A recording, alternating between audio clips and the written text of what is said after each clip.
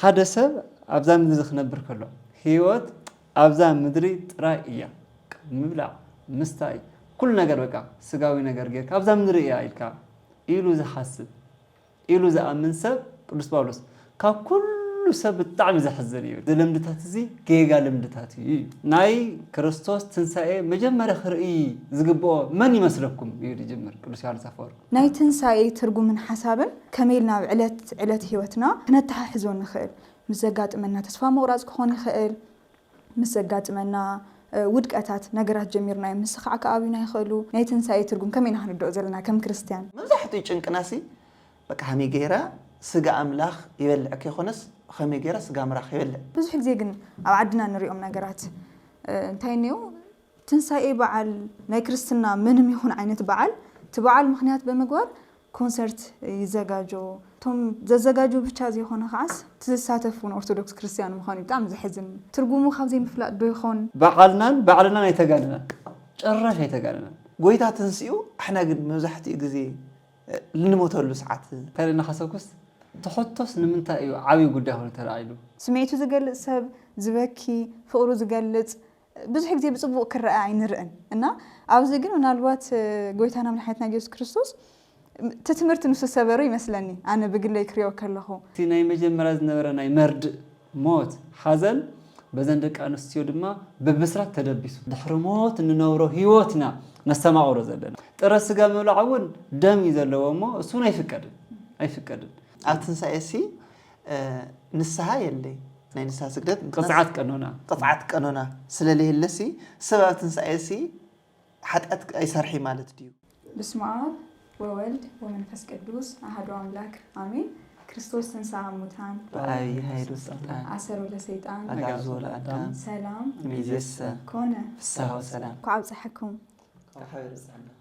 ياو كم تفلت تنسى بعلنا نينامو تنسى بعلك لك حج خمس جمرنا يو ناي تنسى سلامتان إنا حكي كريستوس تنسى موتان إلنا نجمرو مالتو يدمو نلواوت سلامتا سكي كاو نجمر هو زي سلامتا زي بهرت قدوس ياريد ذهبنا أبي سلامتا أب تنسى زلنا تمكحتي زرقوني نا ترجمو بجازيو ترجمو كريستوس تنسى موتان كريستوس كموت تلعيلي كريستوس تنسى موتان كريستوس كموت تلعيلو سكرناتي تلعيلو بعبي حيلو سلطان بعبي حيل سلطان نهي بقالو حيل سلطان أسرو لسيطان أسيرو أجازو لأدم نأدم دما نزع أوسيو سلام أميزيس كحزن الدحار يكون في السها وسلام في السهان تحقواسن دستان يكون زبل ترجم له بنزع ترجم أين وحي ما نم أمان كمسكروس للقباء المال دلي أو كم نبي كريستيان سرعة يرمكم إذا سلام تزس 5 معالتات أيو بو سلام تخن اللواوتي بيت كريستيان تمخرنا تمرحنا كون يمكن كم ذلك يا بروهاي كل سبب نزق إيش شمبيدو حيزو عزميعو مخانا 5 معالتي فتنا يوازو يمال شيء خبر يخاول على خبر عنا جميرو نايكالوت أوتروكساويان أبيت كريستيانات حسب زلمة من قدي أو متوين أظن يبعلنا براندي نايكالوس ياريد أبونا أيو سفري سلام تاي كالوت أوتروكساويان أبيت كريستيانات كريستوس تنسى أموتان بأمان تنسى أموتان بزبل بحاصيرو يوم قلتوا قلنا 5 معلتي كمتي الجراون خميو تنسى كما خنت مع عسرة تغزل 5 معلتي كم زرونا تي زعابينا زخابرنا نمشينا نبيزبلنا كابصغينا ناي بعلنا سلامتا كمتاو ناي كريستوس تنسى مسكر كمتاو صبو سلازخونه زيا كمنتنو موسى كالي كم كريستيان كن حزوز قبلنا كاتخونه تعمتي زول كاي سلامتا كما مرات يوسيدنا بعلها 5 يوم 5 معلتي مولو ناي كريستوس تنساينا مسكرنا كريستوس تنسى موتان كلنا كل حدا تحدد دمو بأمان تنسى موتان إلنا سلامتان لاوت مالتي نمنتها جن 5 معلتي خينو كم دفلت لك 5 معلتي حدا بيت كريستيانا نتنسى بوتا سفح مهان يري 5 معلتي سلتنسى نمار ትንሣኤ ክንመስክር ናይ ትንሣኤ ተስፋ ከም ዘለና ንኽንርዳ ካብ ኩሎም በዓላት ዝገዘፈ በዓል ዝበሃል ናይ ትንሣኤ በዓል እሞ ዝህልዎ ንወዲ ሰብ ዝህቦ ተስፋን ናይ ወዲ ሰብ ተስፋ መረጋገፅን እውን ስለ ዝኾነ ከም ሓንቲ መዓልቱ ነው የተሓሰብኩ 50 መዓልቲ ከም ሓንቲ መዓልቲ ግን ቤተክርስቲያና ዝሃወቶ ቦታ ሪኢኹም ኣለኹም ብጣዕሚ ሰፊሕ እዩና ንሕና ኸዓ ንትንሣኤ ድሕሪ ሞት ንዘሎ ህይወት ንህቦ ቦታ ሰፊሕ እዩ ማለት እዩ ቤተክርስቲያና ክንድዚ ቦታ ሂባ ተብዕሎ በዓልን እተሓስቦ በዓልን ካብ ኮነ ስለዚ ክርስቶስ ካብ ሞት ተስኡ ኢልና እውን ንምስክር ዘለና ብሰላም እሞ ናይ ክርስቶስ ትንሣኤ ወይ ደግሞ ክርስቶስ ካብ ሞት ምትስኡ ንሓደ ክርስቲያን ዘለዎ ትርጉም እንታይ እዩ ናይ ጎይታ ትንሣኤ መሰረቲ ጉልላቲ ናይ እምነትና ኢና ሐዋርያው ቅዱስ ጳውሎስ ከም ዝበሎ ክርስቶስ ሞይቱ እንተዝተርፍ ነይሩሲ ስብከትና ወይ ከዓ እምነትና ከንቱ ምኾነ ይብልና በቃ ናይ እምነትና ሲ መሰረት እዩ ክርስቶስ ተዘይትስእ ነይሩ በቃ ታይሞል እንትናሲ ዝሞተ አምላኾም እንዳው ዲያጓን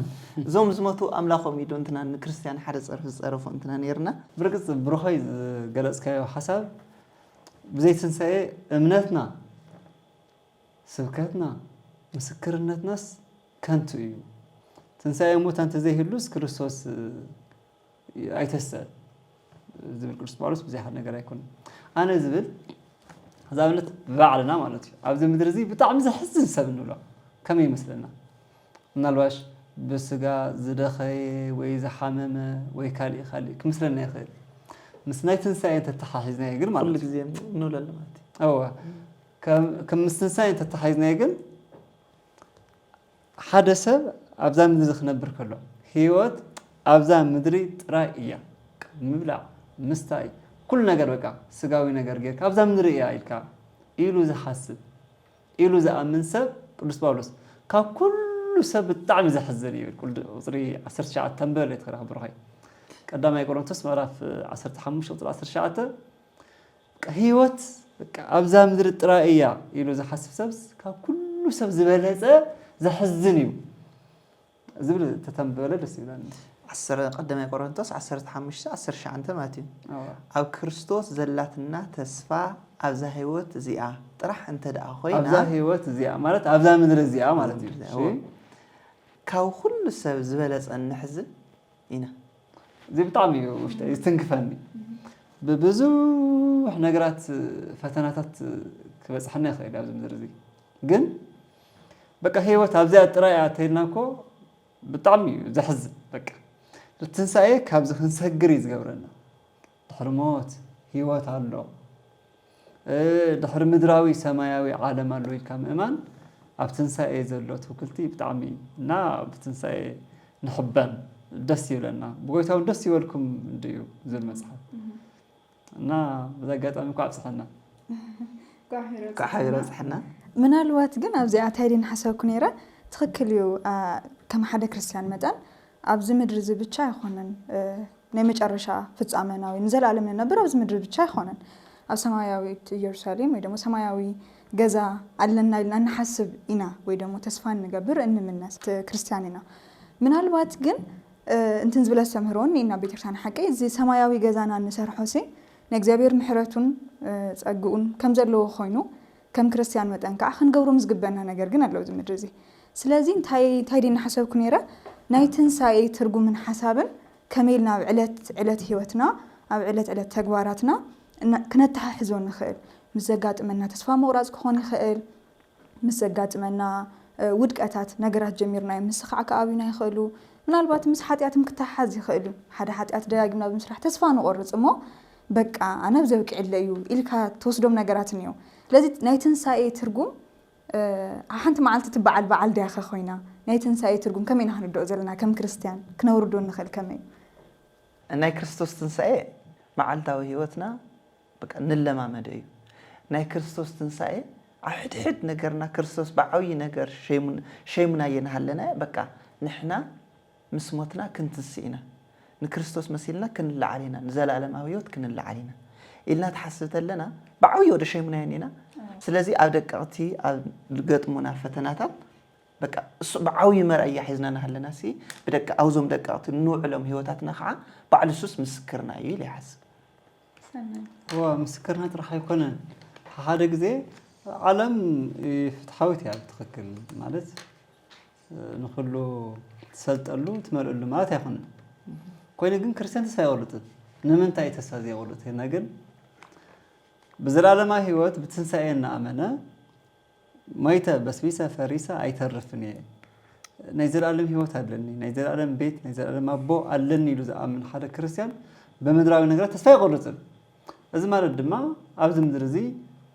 كبير فتناتات موداقيل ما تيكونه أنت خونا جن أقواس كريستيان كونكو إلا نسنا علي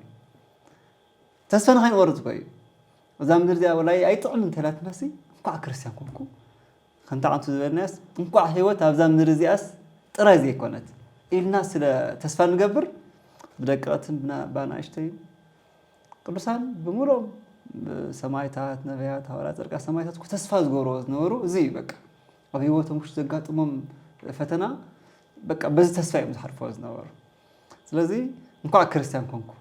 እንኳን በክርስቶስ ክርስቲያን ኮንኩ እንኳን ትንሳኤ ሞታን ሃለወ ኢልና ንጽናኑ ዐለውን ስለዝኾነ በዚ ደቂቕትና ናእሽተን ፈተነታት ተስፋይ ንቆርጥ ተበዛሕና እውን ተስፋይ ንቆርጥ ንምንታይ ብዓውዩ ተስፋ ስለዘለና እና ዓብይ ትርጉም ኣለዎ ኣብ ውሽጥናሲ ዝኾነ ደጊፉ ዝሕዘካ ዓምዲ መስሊ ትንሳኤ ክርስቲያን ፍሉይ كم تعرف زر كيفو زموت أملاخ عرب تعبي الحزين أملاخ ناقل بموته موت قتل إذا تبغى بزي ما نمزي مرمرة تبغى كيدي كرس بالوس كم زورسي كابز عالم جزاء تزياس إذا تبغى بزي أي فلتون تزفلت ونيرو ما كبر جوي تايم سقال ونيرو بيمر عالم تبغى لا تبغى كاريو كروسوس كن بسقات الجالس وزجبره بموته موت مشينا ديالوس مشينا مسعر سبات مدحان ما نم زي جمتها طبابي مو منهم تستفاد غرض أي كونن تستفاد بالناس بر كريستيان بقى كل جزء بقى ست سمحر زخنا من قد يخيد ما أذكر يا خالد الزجن زغلنا قرطاي كعوز من رزق كونه يلو سويت نعيز بني ترجم تعمد السؤال حساتنا أنا لعلنا نرنا بتلي دما نايتن ساي ترجم عبعلت على هيوتنا كم يمكن ردوا خمسة لنا كم كريستيان تسفان غرض كم زي بلنا تسفانون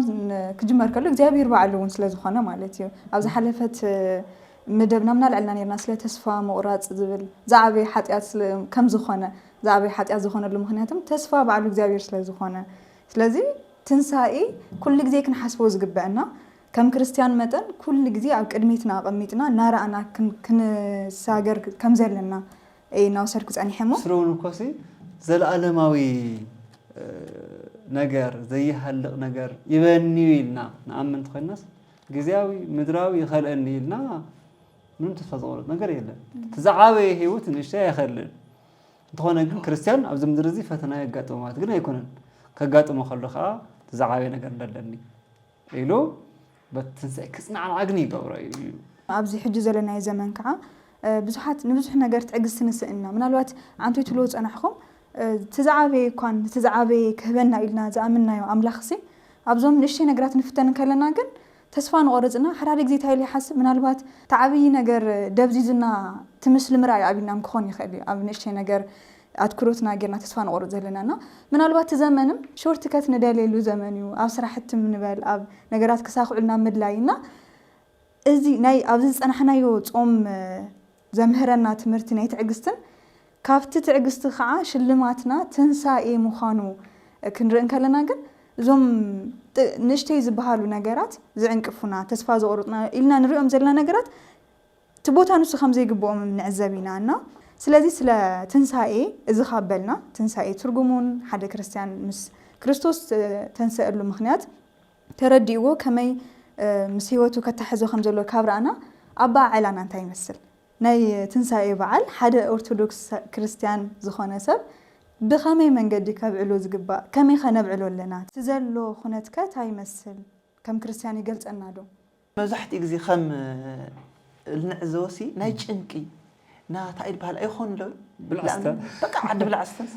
سؤال خاص لو ما أنت لا أنا تخازي تنسى بس إحنا لو ما أنت سعي نخبر لنا تاي نحرد تاي نصمو تاي نبلع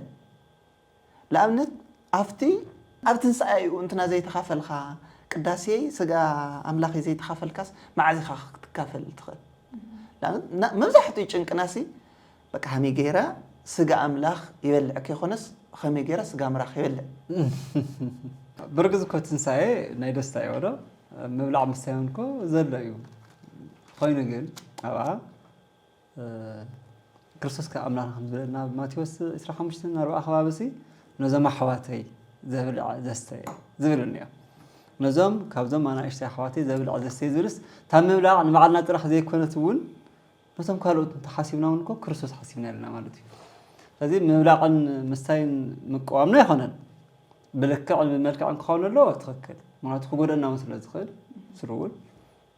بزح صايمنا بزح من الأهلنا قولنا خلي قلنا افتمر عن بعضنا ندالو خلنا نخالوت زي ولم نوسات حوات كريستوس تهيلو سجلسوا نعاتم بمحساب نعاتم بمدداو نو زي مش خاون خلقن أقدمنا عم مشاشنا نعاتم بمكفان تناقلوا دما مشتم الزرابازي كي جبرك كريستوس تنسى يخبر له خير مالت مخبر خيري متمبلع مستيما يساتي بلع جنزقدم بتخرسن كهركا كيقدسكا قراني خيركاتي تملخ املاح قدس كودم نبلع خنول كلنا كريستوس سغا እንደምንኮ ሁላትና ቤተሰብ ሙሉ እኮ ቤተክርስቲያን አትራ ዘይክ ንቆርብ እኮ ንኸሊና ገሊኡ ዘዳልብሎ ገሊኡ ዝቆርብሎ ብቻ ተሐሳብና ግን አኽቢርና ንመጸልና ካብ ቤተክርስቲያን ድሕሪኡ ዘሎ ድመት ምድለዋት نبينا زي كونس نخارقات أحوات كريستوس تباهيلهم سجلسوا ندايل نعاتم بمحساب تناقلوا دما زبالة برختن زي تسبنا يتحقوس أوشتنا يكفلفل من كريستوس بذهبنا بمبلغ بمسيط راح جزياو تحقوس كما زي خير يخون جن زلقيت هذا زي خون خير أو كل ناسي أبزاناي حردو لأن تخزي كبيت كريستيان شدش ساعات يودا كويدا كريستوس تنسى موتان بأبي هايلو السلطان تباهيل الأوج سلازي شدش ساعات تباهيلو سي زناي سجا مشتن شعس تنتقل لي أخذ تركب سجانا 9 ساعات وزي أخذ خدت لها خام أيو ما أزل تحرد أيتو سجاسو بزح جزية تنسى بزمن صوتري عملت بعال بزمن صوتري كم تعود ذلكيا بكا بزع السجايو بزح حسب ذا قدسه السجا أملاخ يقرص له قد قدم إنه يمثل نسجانا إنه هو يمثل ولا مبلع مستاي صبوت خنا أين يقدم هذا صبوي جناب زنا حرد قداي كم دوغما كنوصل أين خير نروت كحدا ممر نكحدا ممر كفلا لي خير يخول كنا تاتون يوسنا ناي كريستوس تنسى أموتان كيتبه هذا مالت كريستوس تنسى أموتان كبار كلكو مسكلكو شعونا مسلم نجمر قربيكو مسكلان يسالمنكو كسا كريستوس تنسى أموتان زبهال مسكلان يسالم براكي هنا يوم مسكلنا يسالم هيذكروا زي مسكل مرخ زجمر كريستوس تنسى أموتان يوم سلازي دحريو تزخون يمرز دحر كريستوس تنسى أموتان زبل آواج تحردو دحريو تزكناون بتعمي صبو يخول زبلز أي يخول ولا بزحت يتخرخرنا مالتي نالبات جن مسناي بلوي كده نتحاحزوا يوم قال يوم أوريد زات مرة فاستخلته ناي فاسيكا بقى إسرائيليان مشيت بخاري مو مشيت ما تكو استخلته كبابي مالتي مسو بمتحازة بسفر اللي بوتاتات مشيت يوم زحر دوا قراي دقافة كوين جن ما مارق زي يقول بعلاقة تحرر نجر بعلاقة تحرره بعلاقة الدارو نجر أقدمك كتمجوات خير نجار أقدمك الدريخة تسألنا تحري نيكروسوس تنسى متنزل الأوايد ما نحر متاو زارد زبوي خول قالوا يسبقون بعلوك حر ذي خير سبق اللي خير بعلوك حر ذي خير ما مارق زي ولا ما نزي كابب مشيت السجا معازي تحريرنا لمشي بايتي جال كبير زي سلازي زل ما مارسي كتجبر زلك كتجبريها كأول حباري كم لا أو أكل لهم مهري عرب زللونا لك أب سدة عد زللو بماشي سحر دس إني عنده መዓዝ ከም ዝተሓረደ ዘይፍለጥ ብማሽን ዝተሓረደ ኣሎ ስለዚ ኮነታት ብጣዕሚ ዝወስነልና እግዚአብሔር አምላክ እንኳን እግዚአብሔር ኮነ ሁሉ ዝፈልጥ ኮነ ሁሉ ዝርዳልና አምላክ እዩ ስለዚ አከም ዝኾነታት ዘለዎ ሰባት ባሪኾም ስም አምላክ ፀዊዖም ይምላዕ እዩ ዘሎ መማረፂ እምበር ኩሉ ነገር ዘይተማረ ኢልካ ማሕዝስ አሁን ሃለና ግን መምሃሪ ብደም ገይርኩም ገሊጽኩም ወያኹምና ንሽቲ ተወሳኺ ስለለለ ኮይኑ ኣብ ማሕበረሰብና እንታይ እኒአሲ ኣብ ጾም ዝተሓረደሲ እንታይ ይበሃል ጾም ዝተፈትሐሲ ዳርጋ ዘይጾምካ እዩ ዝብል ኣተሓሳስባ እውን እኒአና ዳኣንት ከምዚ ና ፀይሙኻሲ ናይ ሓንቲ ሰዓት ወይ ና 2 ሰዓት ሲ ምስኡስ ክጋነ ይኽእል ክርስቲያን ሸለልተኛ ክኸውን የብሉን ክገብሮ ዝግባኦ ነገር ክገብር ኣለዎ ካብ ድሕሪኡኩም መኻሪዩ ኣእምሮኻ ተወቂስካ ምስ ንስሓ ኣቦኻ ትመኻሪኻ ተዘይኮይኑ ግን በቃይ ከምዚኣ ተዘይኮይና ይገብርኒ ኢልካ ዝንበር ከም ዶግማ ሒዝካ ትነግሮ ኣይኮነን ክትገብሮ ዝግባእካ ትገብር ኢኻ ድሕሪ መመረፂ ዘይህልካ ድማ እንኳዕ ስም እግዚኣብሔር ሃለወ ስም እግዚኣብሔር ጌርካ መብልዑ ወሳኒ እዩ ኣድላይ ማለት ይከኣል ካብ ድሕሪኡ ዘሎ ኣእምሮኻ ምስ ዝወቕሰካ ምስ ንስሓ ኣቦኻ ክትነጋገር ትኽእል ኢኻ ዝበለጠት ዝቐደመ ግን እሱ እዩ በቃ ድሕሪ ናይ ክርስቶስ ተንሳኣ ሞታ ምስ ተባሃለ ምስ ተኣወጀ ዝቕድም እዩ ተናይ መሸጣ ስጋ ግን ኣቐዲሞም ክሓድሩ ይኽእሉ ምክንያቱ ኣይምችዎምን ለይቲ ባዕሎም ላይ ሎሚና ሓሪድናዮም ክብሉኻ ይኽእሉ ዘለካ መማረፂ እንታይ እሺ ዘሎ መማረፂ ባሪካ ቀዲስካ መመጋቢ ንህይወት ይግበርሮኻ ኣብዚ ናይ ሕርዶም ሰልዓልናሲ ናይ ባህላ ናይ ብሉይ ኪዳን ዝነበሩ ዝወረስናዮም ኣለዉ እዚ ናይ ብሉይ ኪዳን ብተግባር ክንደየናይ ከም ዘስረፅዎ እናገረመኒ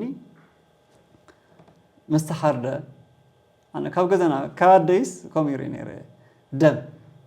ደም እዚ ናይ ላዕለዋይ ልዳትን ቀዋሚ ልዳትን ይቕባእ ብቆፅሊ ጌርካ ሓሪድካ ንዑ ተሳገሩ ዝብል ነገራት ኣለዉ እዚኦም ሕዚ ምስ ብሉይ ኪዳን ዝተሓሓዙ እዮም ክብል ከለኹ ኣብ ኦሪት ዘጸአት ምዕራፍ 12 ናይ ትንሳኤ ፋሲካ ዝበሃል በዓል ኣለዎም ኣይሁድ ክርስቶስ ዝተሰቐለሉ ዓርቢ ንፅባሒቱ ቀዳም በዓል ፋሲካ እዩ ንእስራኤላውያን ካብ ግብፂ ባርነት ዝወፅሉ ፋሲካ ሕረዱ ተባሂሉ በጊዕ ሕረዱ እሞ ትደሙ ኣብ ላዕለዋይ ልዳትን ኣብ ቀዋሚ ልዳትን ቅብእዎ እሞ መልኣከ ሞት መፅኡ ኣይትንክፈኩም ክሓልፈኩም እዩ ብዝብል ማለት እዩ እና በኽሪ ግብፂ ኩሉ ተቐቲሉ እስራኤላውያን ግን እዚ መልኣከ ሞት ሓሊፍዎም ባሕሪ ኤርትራ ተሳጊሮም ዝኸድሉ ፋሲካ ማለት ፋሲካ ነው እናወደ ነው ፓሳ ምሽጋር ምስጋር እዩ በግሪክ በቃ ምስጋር ማለት ሓሊፉ ኸይዱት መልኣከ ሞት ንሶም ከዓ ባሕር ተሳጊሮም ከይዱ ካብዚ ዝመፀስ በብገዛና ኣነ እኳ ኣርኪበለሁ ካብ ገዛይ ልምድታት እዚ ጌጋ ልምድታት እዩ ሓቲታያሲ ሃይ በቃ እዚስ መልኣከ ሞት እዩ ዝሓልፈካ እዚ እንታይ ጌርካ ወለድናኹም እዮም ነጊሮምና ትብለና ኸላ ሞት ሞ እዚኣ ክሕገዝ ኣሎ ድዩ ክብል ከለኹ ብስጋ ሞት ጥራሕ ኣይኮይኹም ብነፍሲ ሞት ምን ኳ ዝሓልፈካ እቲ ትምህርቲ ክንደይነ ከም ዝሰረፀ ብዝገርም ኩነት እዩ ዝገልፅ ብጣዕሚ ዝገርመኒ ነገር እንዲኦም ክንደይናይ ናይ ብሉይ ኪዳን ኣቦታትናሲ ኣብ ብሉይ ኪዳን ዝነበሩ ኣቦታት ክንደይናይ ሃይማኖት ከም ተስረፅዎ ብተግባር ኣብነት ኣደይሲ ኣደይ ከምዚ ኣይላት ስለነለኻ እሞ ክንደይናይ ቃል ብቃል ትምህርቱ ስርዓቱ ተግባሩ ሁሉ ሸምዲድካስ እስካብዚ ዘመን ምፅናሕ ማለት ክንደየን ከመይ ተሰርፀና ንምንታይ እቲ ናይ ሓድስ ኪዳን ትምህርቲ ክንድዚ ውሽጥና ዘይኣተወ ንምንታይ እቲ ናይ ሓድሽ ኪዳን ፋሲካና ክርስቶስ ተሓሪድና ንብሎ ዘለናሲ ክንድኡ ብሃንጠውታ ዘይንኸድ ንምንታይ ናቱ ስጋና ደም ንምውሳድ ዘይንጓይ ምንም እኳ ይመስለና ሓሪዱ ንኽበልዕ ተዘይኮይኑ በስተቀርና ብጣዕሚ ዘሕዝን እውነት ንምዝረብ እቲ ናይ ብሉይ ኪዳን ክንደይና ከም ዝሰረፀ ሪና ኣለና ሓድሽ ኪዳን ክንዱ ዝኣከ ስራሕ የድልየና እዩ ሰሪየና እዩ ግን ጌጋ እዩ ሕጂ እዚ ደም ዓቂርካ ምብላዕ ከምኡ ዝገብሩን ስለ ዝረኣኹ እዚ ጌጋ እዩ ብስሩ ንምንታይሲ ናይ ደመ ነፍሲ ምሕደር ደም እያ እሞ እዚ ብመፅሓፍ ቅዱስ እውን ብሓድስ ኪዳን እውን ዝተፈቐደ ኣይኮነን ጥረ ስጋ ምብላዕ እውን ደም እዩ ዘለዎ እሞ እሱን ኣይፍቀድን ኣብዚ ግን በዓል ከለ ይበልዑ እንደለዉ ተባሂሉ እንታይ ገድሽና ንሕና ንበዓል ከለ እኮ ይበልዕዎ እዮም ዝብል ንዓና ኣይምልክተናን ናይ ባዕልና ንሰርሕ ጥረ ስጋ እውን ደም ስለ ዘለዎ ዝተፈቐደ ኣይኮነን ሕዚ ንሃትና ደም ክቕባእ ዘለዎ ቀዳማይ ቆሮንቶስ ምዕራፍ 5:7 በጊዕ ፋሲካና ክርስቶስ ተሓሪዱልና ይብል ቅዱስ ጳውሎስ ንቆይና ክንምገቦ ዝግባእ ትልዳት ዝተባሃለ ላዕለዋይ ታሕተዋይ ከናፍርና ልዳት እዚ ክቕባእ ዘለዎ ደሙ ቅዱስ ስጎ ክቡር ደሙ ክንምገብ ኣለና ማለት እዩ ሞ እዚ በዚ ለማድ ኣብ ዝተፈላለዩ ከባቢታት ደም ጥረ ስጋ ከምኡውን ናይ እንስሳ ደም ላዕለዋይ ቀዋሚ ልዳት ናይ በሪ ምቕባእ ትኽክል ከም ዘይኮነ ብበጊዕ ፋሲካና ክርስቶስ ከም ዝተተክአ ክንወስዶ ዝግባእ ሓሳብ እዩ ብለለዎ ምሕጓስ ሰብሲ ንእሽተይ እንትና ይብል ኣሎ ዓማ ከምዚ ሓሪድና ነርና ዓማ ከምዚ ነይሩ እንትና ናይ ምባል እንታይ ይባሃል ስለሎ ሰባ ንእሽተይ ሓሳብ ትወስኸልና ነው ብዘለካ ሕጉስ ኮንካ ክትገብሮ ዝግበአካ ኩሉ ምድላዋት ገዛኻ ፅሪኻ ሰውነትካ ፅሪኻ በቃ ሕጉስ ኮንካ ምሕላፍ ንዘለዎ ይውስኾ እዩ ንዘለዎ ይውስኾ እኮ ብብዙሕ ነገር ትርጉሞ ንኽእል ኢና ንሕና ተንፀርፅር ኮንካ ኣእምሮኻ ሓሳብካ ኩሉ እሱ እዩ ዝስሕቦ ብዘለካ ተመስግን ዝኾንካ ድማ ይመፅእ በቲ ድማ ይመፅእ እዩ እና ብፍላይ ድማ ኣብ ስደት ዘለዋ ኣሕዋትና እማን ኣብ ስደት ዘለዋ ኣሕዋትና ምስ ወለደይ ምስነይ ከምዚ ሓሊፈ ነይረ ብዝብል ጸሎትና እዩ እግዚአብሔር ጸሎትኩም ሰሚዑ ናብ ዝተመነኹሞ ከምፀኩም ጸሎትና እንትኾነ ግን እግዚአብሔር ክሳብ ስለ ዘጽናሓኒ ወለደይ ስለ ዝሓለወኻለይ ኢልና ብተሓጓስ እናሕልፎ ድማ ዝበለፀ ኣብ ውሽጥና ዝፈስስ ተሓጓስ ክርስቶስ የእትወልና ማለት እዩ ይህበና ኩሉ ግዜ ጸሎት ክበሃል ከሎስ በቃ እዚ ሃበኒ ዝግበረለይ ንኽንብሎ መምርሕ ንኽንህቦ ዘይኮነስ ንሕና እንታይ ክንገብር ከም ዘለና ንኽነግረና ኮና ንፅሊ ንኽነግረና እንታይ ክንገብር ከም ዘለና እንታይ ክንሰርሕ ከም ዘለና ብውሽጥና ኮይኑ ክሰርሕ ምንታን ኮና ንፅሊ እምበር ጎይታ ጠፊእዎስ ከም ዝግበረለይ ኢልና ንብሎ ኣይኮነን ነቲ ንፅልዮ ጸሎት ግን እንታይ ክንገብር ከም ንኽእል ዝገልፀልና እዩ እሞ ጎራቤትና ንርአ ተኸፋፊልና ንብላዕ ብዘለና ንተሓጎስ ናይ ሎም መዓልቲ መልእኽትና እዩ እግዚአብሔር ይኽእለና አሜን ጽቡቕ ትገልጽዎም ጸናሕኩም ከም ዘለዎም ኮይኖም ምናልባት ግን ካሊእ ከም ሓደ ኦርቶዶክስ ክርስቲያን ትንሳኤ በዓል ክነኽብረሉ የብልናን ለዝሓስቡና ብዙሕ ግዜ ግን ኣብ ዓድና ንሪኦም ነገራት እንታይ እኒኡ ትንሳኤ በዓል ምክንያት ብምግባር ትንሳኤ ብቻ ይኾነን በርግጥ ካልኦት በዓላትም ናይ ክርስትና ምንም ይኹን ዓይነት በዓል እቲ በዓል ምክንያት ብምግባር ኮንሰርት ይዘጋጆ ጭፈራ ዳንኪራ ዝበዝሐሉ እዋን ኢና ንርኢ እና ቶም ዘዘጋጁ ብቻ ዘይኾነ ከዓስ ትሳተፉን ኦርቶዶክስ ክርስቲያን ምዃኑ ብጣዕሚ ዘሕዝን ምናልባት እዚ ትርጉሙ ካብ ዘይምፍላጥ ዶ ይኾን ወይስ ከመይ ክስተኻኸል ከይግብኦ ከመይና ክንርድኦ ዘለና ምክንያቱም ክርስቶስ ተሲኡ ኢልካ ተብዕሎ በዓል ሲ ኣብ ትንሳኤ ዕለት ምማት ማለት እኮ እዩ ሓቂ ናብ ጭፈራን ዳንኪራን ምኻድና መስተ ምብዛሕ ምክንያትና ተሓጓስ እዩ ተሓጓስ ማለት ካብ ሞት ዝተሰአልና ኣምላኽ ብምሕሳብ እዩ ንሕና እውን ከም ንትስእ ተስፋ ብምግባር እዩ ነገር ግን ንሰርሖ ስራሕ ምስ ትንሳኤ ዝራኸብ ነገር ኣይኮነን እሞ እዚኣ እስኪ ንእሽተይ ሓሳብ ንሃበላ ኣይ ብጣዕሚ ዘሕዝን ነገር እንታይ ድዩ ትንሳኤ ምክንያት ብምግባር እናተባህለ ዝድገስ ኩነት ኣብ ካልእ ተዝገብርዎ ኮን መቸ ኣብ ትንሳኤ ምክንያት ብምግባር ልደት ምክንያት ብምግባር እናተባህለ ዝግበር ናይ ሓጢኣት ድግስ ብጣዕሚ እዩ ክኸውን ዘይግብኦ ሓደ ክርስቲያን ስለዚ ኣነ እንታይ ላይ ዝብል ባዕልናን ኣይተጋንናን ጭራሽ ኣይተጋንናን በዓል ንበረኸት እዩ ዝወሃብ ንዕረፍቲ ንሰላም ንህድኣት እዩ ዝወሃብ ዶ ግን በቃ ብትንሳኤ ንሕጎስ ኣለና ግን መንፈሳዊ ተሓጓስ እዩ ክንበልዕ ክተተኸልና ብልክዕ እዩ ንሰውነትና ብዝምጥኑ ብፍላይ መጀመርያ ከባቢ እኮ በቃ ይድብረካ ይፀዓዓነካ እንታይ ድዩ ክትገብሮም ዝግበአካ ቀዲምካ ነገራት ኣለዉ ድሕሪኡ ክትገብሮም ዝግበአካ ነገራት ቀዲምካ ተዘይቐሚጥካ ኣብ ትንሳኤ በዓል ደቢርኒ ዝብል ሰብ እንታይ ትገብሮሽ ብጣዕሚ እኮ ይኸቢድ ስለዚ በዓል ትንሳኤ ምክንያት ብምግባር እዚ ምክንያት ብምግባር ተባሂሉ ብፍቃድና እንተ ንገብሮ እኳ መቸም ትንሳኤ ኣልዒልካ ግን ክትገብሮ ከለኻ ዝመፅእ መዘዝ ብዙሕ እዩ ስለዚ ባዕልናን ንጋነ መንፈሳዊ ደስታ ብንረኽበሉ ተዝኸውን ዝበለጠ ጽቡቕ ይኸውን። እስኪ ናፍቲ ናይ በዓል መሰረት ከዓ ንመለስ እሞ ንምንታይ ግን ናይ ጎይታና ትንሳኤ ያው መጀመርያ ንደቂ ኣንስትዮ እዩ ተበሲሩ እና እስኪ ካብኡ ንጀምር። ናይ ጎይታ ትንሳኤ ንምንታይ ንደቂ ኣንስትዮ ተገሊጹ ንዝብል ካብ ሕማማቱ ኣይትፈልያን ካብ ናብ ጎይታ ሕማማት ኣይትፈልያን ስለዚ ንጎይታ ካብ ዘለዎን ፍቕሪ ይመስለኒ ካለና ሓሰብኩስ ትሕቶስ ንምንታይ እዩ ዓብይ ጉዳይ ሆነ ተራእይሉ ካብ ትሕቶስ ዝኾነ ነገር ዝርዳእ ይመስለና በቃ ደቂ ኣንስትዮስ ትሑታት እየን ደቂ ኣንስትዮ ኣይኽእላን ከምዚ ዓብይ ነገር ተገይሩ ተወሲዱ ይመስለኒ ብዙሕ ግዜ ኮይኑ ግን ደቂ ኣንስትዮ ኩሉና ናይ ባዕሉ ፀጋ ኣለዎ ናይ ባዕሉ በረኸት ኣለዎ ገሊኡ ሰብ ትንሳኤኡ ኮንኩን ደቂ ኣንስትዮ ክግሊፅለን ተገለፀለንካ ንኡሳት እየ ማለት ድዩ ድኹማት እየ ማለት ድዩ ዝብል እኮ ነገር የምፀልካ ኮ ብውሽጥኻ ንዓአን ብውሽጥኻ ሲ ተደኒካስ ንምንታይ በደቂ ኣንስትዮ ክግሊፅለን ትልከለኻ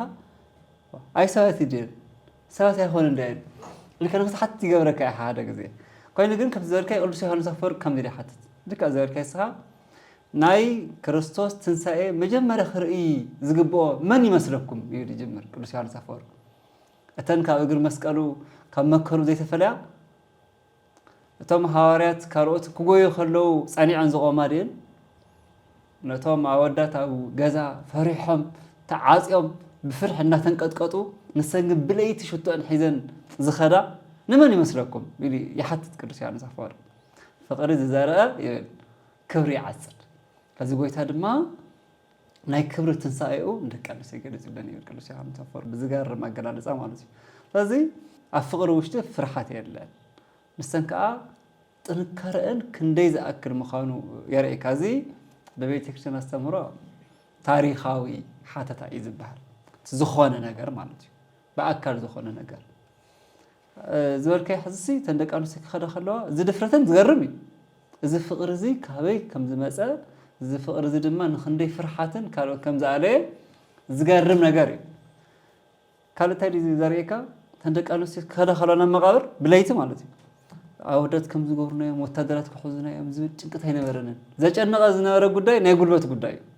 እሱ እንታይ እዩ ትእምኒ መን ከንከባልለልና እዩ ዝብል ሓሳብ ዘጨነቐ ዝነበረ ኣወዳት ጉልበት ክህልዎም ይኽእል እዩ ንሰን ድማ ብልሓት ኣለወን ጥበብ ኣለወን እግዚኣብሔር ንኩሉ ከም ፀጉ እዩ ዝህብ እዩ ከይደን እውን እዚ ጭንቀተን እዚ መልኣኽ መፅኡ ኣንከባሊለን ሲ ትንሳኤኡ ኣብሰርቲ መስከርቲ ክኾና በቂዐለን እሞ ዋግአን እዩ ስለዚ ደቂ ኣንስትዮ ትንሳኤ በዓል ብዝተፈለየ መልክዕ እዩ ብዝተፈለየ ምክንያቱ ትንሳኤ ናይ እምነትና ጉልላት ተልናዮ መሰረት ተልናዮ ደቂ ኣንስትዮ ዝገበሩ ኣበርክትኦ ድማ ብዝተፈለየ ጎይታ ድማ ዘዳሉ ኣምልኽ ኣይኮነን ኩሉ ከከም ዋግኡ ዝኸፍል ስለ ዝኾነ ፍቕሪ ዝዘርአ ክብሪ ይዓፅድ እዩ ቅዱስ ዮሃንስ ኣፈወርቅ ከም ዝበሎ ክብሪ ትንሳኤ መስከርቲ ኮይነን ጽቡቕ ኣብዚ ኣነ ምውሳኽ ዝኣክል ተይደን ሓሰብኩ ነይረ ናይዘን ደቂ ኣንስትዮ ሲ ኣብ ፍቕሪ ውሽጢ ፍርሓት የለን ዝብል ነገር ብደንቢ ዘርአያ ይመስለኒ ምናልባት ኣብዚ ዘመን እዚ ብዙሕ ግዜ ንሪኦ ነገር እንታይ ኣሎ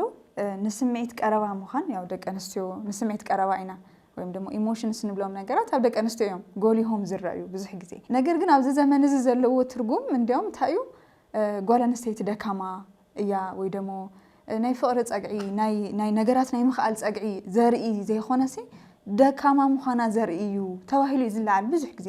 ስምዒቱ ዝገልጽ ሰብ ዝበኪ ፍቕሩ ዝገልጽ ብዙሕ ግዜ ብፅቡቕ ክረአ ኣይንርእን እና ኣብዚ ግን ምናልባት ጎይታና መድሓኒትና ኢየሱስ ክርስቶስ እቲ ትምህርቲ ንሱ ሰበሩ ይመስለኒ ኣነ ብግለይ ክሪኦ ከለኹ እቲ ኩሉ ኢሞሽንስ እቲ ኩሉ ስምዒት ንሱ ትፍቕረን ተሓዘነን ተታሕጓሰን ክግበረሉ ዝግብኦ ነገር ምንም ከይፈርሓ ዝገበራሉ ምኽንያት ስምዒት ዝበልናዮ ዓንቲ ወይ ብፍሉይ ንደቂ ኣንስትዮ ዝተዋሃበ ነገር ስለ ዝኾነ እዩና ምናልባት እዚኣ እናሓሰብኩ ስለ ዝፀናሕኹ እዩ ኣብታ ስምዒት ሲ ደቂ ኣንስትዮ ስምዒት ናይ ምግላፅ ናይ ሓዘን ስምዒት ኣብ ምግላፅ ኣብ ምትሕዝዛን ናይ ተሓጓስ ስምዒት ኣብ ምንፅብራቕ ዝለዓለ ዝኾነ ፀጋ ኣለዎ ደቂ ኣንስትዮ እርግፀኛ ሓደ ወዲ ተባዕታይ ዝብስራት ሒዙ መቸም ብእግሩ እናኸለለ ኣብ መብፃሕ ክንዚ ኣክል ይፈጥን እዩ ዝብል ሓሳብ ዘይክህልወና ይኽእል እዩ ሳምራዊ ሰበይቲ ናይ ጎይታ ተነጋጊራ ምስ ወደእትኮ ምስ ኣመነት ማይ ክተምጽ ኸይዳስ ዕትሮኣ ረሲዓ ኸደት ዝበሃልኮ ዕትሮኣ ገዲፋ ኸይዳ ክንደሽሕ ህዝብ ከኣሚና ኣብ ተኣምረ ኢየሱስ ተጻሒፉ ብሓደ ግዜ ከይዳ ኣእሚና መጽያ ማለት እዩ ስለዚ ስምዒተን ተሓጓሰን ናይ ምግላጽ ሓዘን ናይ ምግላጽ ክእለተን ዝለዓለ ጸጋ ኣለዎ ደቂ ኣንስትዮ ካልእ ብተወሳኺ እውን ዓንተ ወይ እናልዕልካዮ ነርካ ንምንታይ ደቂ ኣንስትዮ ተበሲሩ ወይ ደሞ ንደቂ ኣንስትዮ መጀመርያ ተነጊሩ ዝብልሲ ሕቶ ኮይኑ ይለዓል ሕቶ ኮይኑ ምልዓሉ ደሞ ሓደ ዘርእየና ዘሎ እንታይ እዩ ንደቂ ኣንስትዮስ ዝተሓተ ቦታ እዩ ዘለወን ኣብ ሰብ ቁፅሪ ማይ ምደባን ዝዓይነቱ ትርጉም ዘለዎ እዩ ተጋጊ ደሞ እዚ ምስክርነቱን ይኾነ ነይረን እወ ንምስክርነቱን ኣይበቃዓን እየን ነይረን ብብሉይ ኪዳንና ምናልባት ዓንተ ወይ ነልዕሎ ነበርና ናይ ብሉይ ኪዳን ትምህርትና ስርዓትሲ ኣብ ደምና እዩ ሰሪጹ እውነት ንምዝራብ ማለት ኣብ ብሉይ ኪዳን ንደቂ ኣንስትዮ ዝወሃበን ዝነበረ ቦታ ትሑት መንባሩ ምንም ዘከራኽር ነገር ኣይኾነን ነገር ግን ጎይታና መድሓኒትና ኢየሱስ ክርስቶስ እንታይ ገይሩ እዩ ብነገረ መለኮታዊ ሓተታ ድማ ቦታትና ከቐምጦ ኽነ ደቂ ኣንስትዮ ደበሲ ማለት ናይ መጀመርያ ሰበይቲ ንሳውን መን ሄዋን ናይ መልኣኽ ቃል ዘይኮነስ ናይቲ ዝወደቐ መልኣኽ ቃል ናይ ሰይጣን ቃል ሰሚዓ ሞትን ሓዘንን ያምጽያ ናብ ኣዳም ዘርኡን ማለት እዩ እዚ ሓዘን እዚ ኣብ ውሽጥና ክመላለስ ጸኒሑ እዩ ድሓር ደቂ ኣንስትዮ ካብ ድንግል ማርያም ጀምር ብስራት ሰምዐት እግዚአብሔር ምሳኺ እዩ ደስ ይበልኺ ደስታ ዝተመልአኺ ተሓጎሲ ሕጉስቲ ተፈሲ ፍሲት ንዝብል ሓቂ ትግዝ ተሓጎሲ ሕጉስቲ ደስ ይበልኪ እግዚአብሔር ምሳኺ እዩ ተባሂላ ብስራት ሰምዐት ጓል ኣንስተይቲ እያ ድንግል ማርያም ንክኾን ደናግል ናይ ደቂ ኣንስትዮ ኩለን ኣኽሊል ዝኾነት ንሳ ሰሚዓቶ እግዚአብሔር ምሳኺ እዩ ምስ ተባሃለ ንሕና ኸ እንታይ ኢልና ኣማኑኤል ኢልና ኣማኑኤል ማለት እግዚአብሔር ምሳና مساء مسكون مسانا خوين تدبسو داحر دما بدك أنو سياب تنسايو دما تبسرات دما مزيو تبسرات زمزا كاقويتا خبعلون كقدوسا ملائكة سمعني كفتوان منج سمعان كله أماني ناي كريستوس بسرات تبصيران سمع زي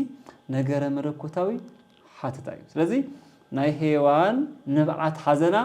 ብናይ መግደላዊት ንብዓት ተሓጓስ ተደቢሱ እቲ ናይ መጀመርያ ዝነበረ ናይ መርድ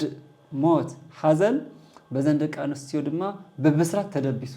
ቁፅሪ ብቁፅሪ ተጻፊዩ ማለት እዩ ብሒሳብ ስለዚህ ሓጎስ ደስታ ፍስሓ መፍሰስቲ ኮይነን ድንግል ማርያም ኮ ታንብላ ሙሃዘ ፍስሓ ማለት ናይ ተሓጓስ መፍሰሲት ናንብላዶ ዘን ደቂ ኣንስትዮን ናይ ብስራት እዚ መፍሰስቲ ኮይነን ምክንያቱም ምሳኤን ዝቆላ ዘለዋ ናሃታ ፀጋ ናሃታ በረኸ ዝረኻ ደቂ ኣንስትዮ እሞ ናይ ትንሳኤ ዋና ደቂ ኣንስትዮ ማለት ንኽእል እዚ ጎይታ ኩሉ ከከም ግብሩ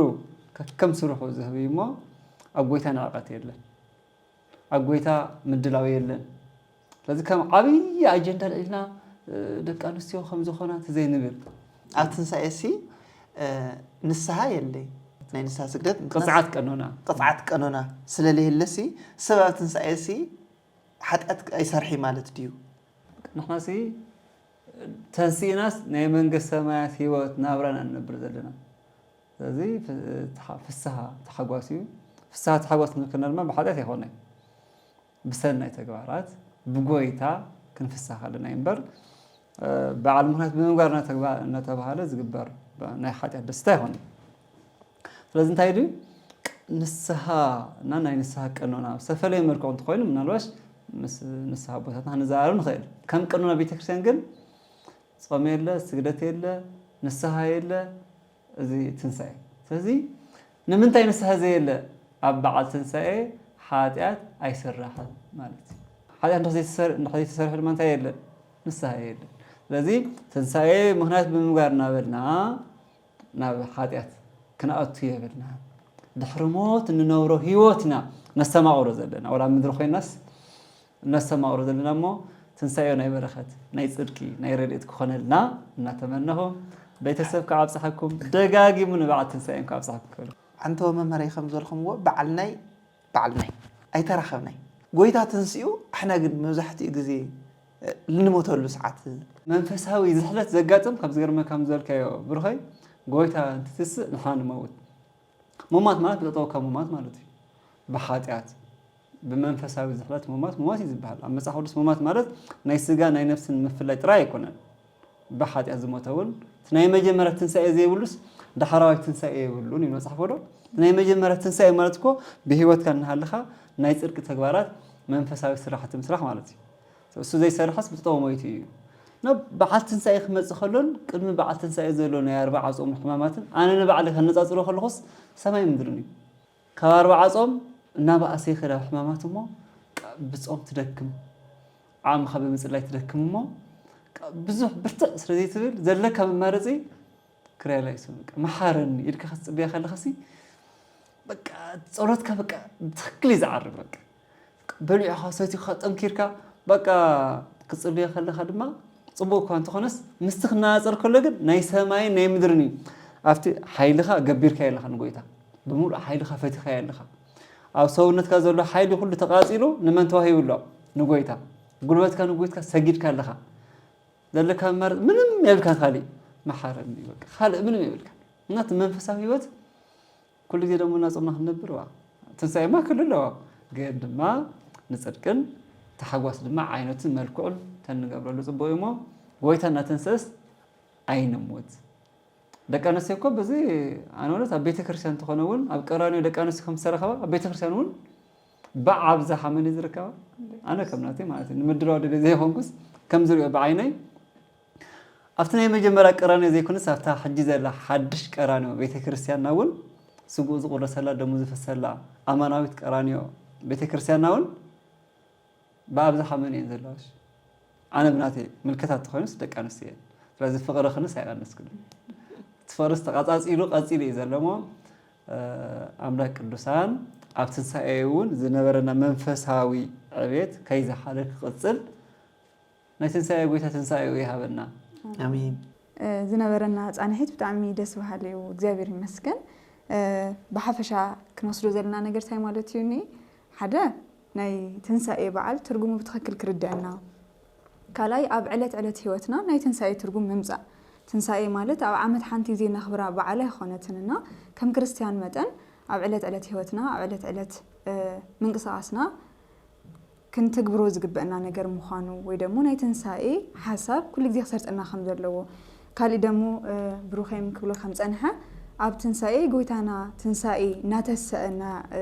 ናተሰአ ኣብነት እናኾነና ንሕና ግን እንሞተሉ ግዜ ንከይኸውን